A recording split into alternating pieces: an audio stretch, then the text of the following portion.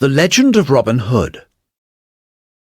Robin Hood is one of the most popular and interesting figures in English folklore, and his story is quite well known across the world. There have been several films made about him, including 3 in Hollywood. But who was he, and did he actually exist?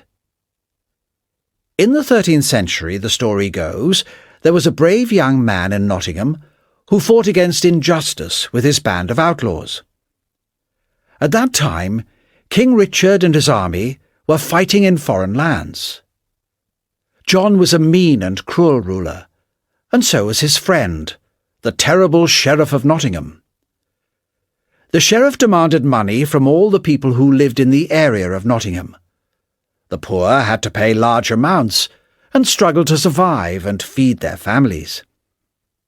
In the legend, Robin Hood was angry at the injustice and decided to fight against it. He and his band of outlaws lived in Sherwood Forest, an enormous wood near Nottingham that belonged to the king. They hunted the king's deer for food.